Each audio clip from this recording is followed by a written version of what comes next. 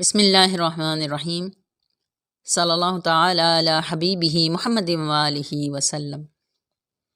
الا ان اولیاء اللہ لا خوف علیہم ولا هم یحزنون۔ سربراہ سلسلہ عظیمیہ الشیخ خواجہ شمس الدین عظیمی صاحب فرماتے ہیں کہ اولیاء اللہ کی درگاہوں خانقاہوں کے ماحول کی ایک خاص بات یہ ہوتی ہے کہ یہاں آنے والے اس ماحول میں بہت سکون اور اطمینان محسوس کرتے ہیں۔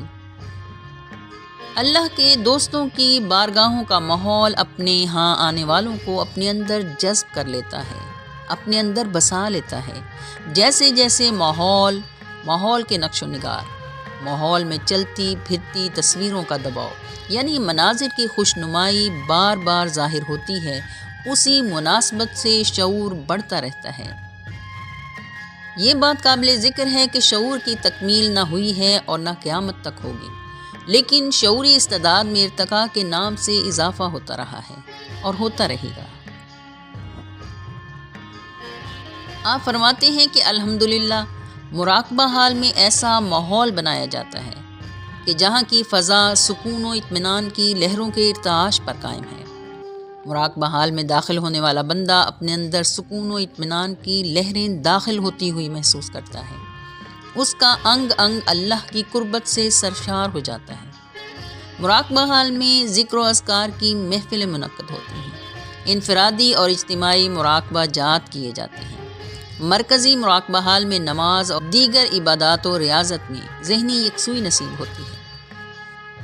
مرکزی مراقبہ حال یا سلسلہ عظیمیہ کی جانب سے قائم کردہ روحانی درسگاہ میں سالک کی تربیت اس طرح کی جاتی ہے کہ وہ اللہ کے تمام پسندیدہ کام اللہ کے ڈر یا خوف سے نہیں بلکہ اللہ کی خوشنودی کے لیے کرتا ہے، اور اللہ کے تمام ناپسندیدہ کاموں سے اس لیے اجتناب کرتا ہے کہ مرشد کی ہمت و نسبت اور سلسلے کے اسباق کی پابندی کی وجہ سے سالک کو یہ یقین حاصل ہو جاتا ہے کہ میں اللہ کے پاس سے آیا ہوں اور مجھے اللہ ہی کے پاس جانا ہے۔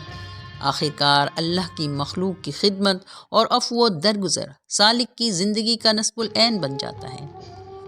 الشیخ عظیمی بابا جی فرماتے ہیں کہ مرکزی مراقبہ حال میرا گھر ہے اور تمام مراقبہ حالز کے میرے گھر ہیں۔ گھر دیواروں سے نہیں بنتا، گھر میں رہنے والے افراد سے بنتا ہے۔ گھر میں رہنے والے خوش ہوں تو گھر بھی خوش ہوتا ہے، گھر میں رہنے والے دکھی ہوں تو گھر بھی دکھی ہو جاتا ہے۔ گھر میں رہنے والوں کو ایک دوسرے کے ساتھ مل جل کر رہنا چاہیے، ایک دوسرے کا احساس کرنا چاہیے۔ گھر کی اکائی ٹوٹے گی تو گھر بھی ٹوٹ جائے گا۔ میرا گھر مراقبہ حال سرجانی ٹاؤن ایک مرکز ہے۔ مراقبہ حال کا مطلب جدید خانقاہی نظام ہے۔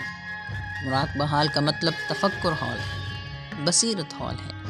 مراقبہ حال روحانی درسگاہ ہے جہاں سے لوگ ایسے علوم سیکھتے ہیں جن علوم سے اللہ کی معرفت حاصل ہوتی ہے۔ سالک کو وہ علوم منتقل ہوتے ہیں جو اولیاء اللہ کو حضور پاک صلی اللہ علیہ وآلہ وسلم کی طرف سے منتقل ہوئے ہیں۔ سلسلہ عظیمیہ کی عارفہ خاتون سیدہ خاتون عظیمی صاحبہ نے مراقبہ حال برائے خواتین لاہور میں ایک تقریر میں فرمایا، مرشد اور مرید کا رشتہ مستقل چلا آ رہا ہے۔ مثلاً اللہ نے انسان کی روح کو براہ راست علوم ودیت کر دیے یا سکھا دیے تو اس لحاظ سے روح کا مرشد اللہ ہے۔ مرشد اور مرید کے اس مستقل رشتے کو سنبھالنے کے لیے مختلف پلیٹ فارمز بنائے جاتے ہیں۔ مرکزی مراقبہ حال بھی سلسلہ عظیمیہ کا ایک پلیٹ فارم ہے، ایک مرکز ہے۔ مرکز پر جمع ہونے کا مطلب ہے کہ ذہنی مرکزیت مرشد کریم کے ساتھ قائم ہو گئی۔ مرکزی مراقبہ حال میں جو کام جس کے سپرد ہوتا ہے اسے یکسوئی اور انہماک سے کرتے رہنا ہی عبادت ہے۔ یہاں انسان کے ظاہر و باطن کی سب اونچ نیچ ہموار کر دی جاتی ہے۔ اس حدود میں اللہ اللہ کرتے رہنا یعنی مرشد کی جانب سے عطا کیے ہوئے ذکر سے اپنے سینے کو منور رکھنا سالک کے باطن کے سنوارنے اور روشن کرنے کا ذریعہ ہے۔ مرشد کریم الشیخ عظیمی بابا جی فرماتے ہیں کہ فقیری فیض عام جاری ہونے کے لیے مرجع خلائق کے لیے خدمت خلق کے لیے ایک مرکز ہونا لازم ہے، اور ہمارے ہاں وہ مرکز مراقبہ حال ہے۔ محترم جناب اشفاق احمد فرماتے ہیں کہ بابا یعنی مرشد آنے والے لوگوں کو آسانی عطا کرتا ہے۔ بابا یعنی مرشد کے ڈیرے پر مرشد کریم کی بارگاہ میں چاہیے کا مشورہ ہرگز نہیں دینا چاہیے، بلکہ کام کر کے دکھانا چاہیے۔ مرشد کریم الشیخ عظیمی بابا جی فرماتے ہیں کہ مرکزی مراقبہ حال سرجانی ٹاؤن ایک ایسی پرفضا جگہ ہے جہاں گھاس کے مخملی قالین ہیں، گلاب کے تختے ہیں، قطار در قطار پھول صف بستہ ہیں، رنگ رنگ کے پھولوں پر تتلیاں اڑتی ہیں، ہوا درختوں کے پتوں میں ساز بجاتی ہے، عجیب سما ہے۔ یہاں سکون کی لہریں انسان کے اندر اتر جاتی ہیں، یہاں اللہ کی تسبیح پڑھی جاتی ہے، اللہ کا ذکر ہوتا ہے، دن کو روشنی اور رات کو نور برستا ہے۔ ایک مرتبہ ایک شاگرد مرشد کریم کی خدمت میں حاضر ہوا اور لوگوں کے رویوں کے بارے میں شکایت کی۔ مرشد کریم نے فرمایا، آپ یہاں یعنی مراقبہ حال کس کے لیے آتے ہیں؟ شاگرد نے عرض کیا، آپ کے لیے۔ پھر مرشد کریم نے پوچھا، کیا آپ کو مجھ سے کوئی شکایت ہے؟ شاگرد نے فوراً عرض کیا، نہیں حضور، مجھے آپ سے کوئی شکایت نہیں ہے۔ مرشد کریم نے فرمایا، بس تو پھر یہ سب لوگ تمہاری تربیت کے لیے ہیں۔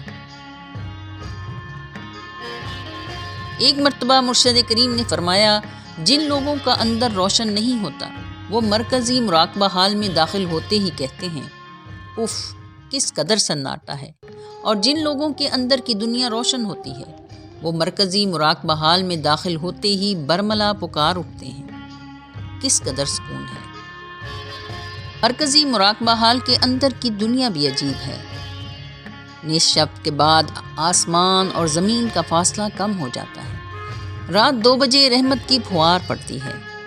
اس خطہ زمین پر آنے کے بعد ہر غم، ہر پریشانی خوشی میں تبدیل ہو جاتی ہے۔ اللہ تعالیٰ مرشد کریم کے فیضان کو ہمیشہ جاری و ساری رکھے، آمین۔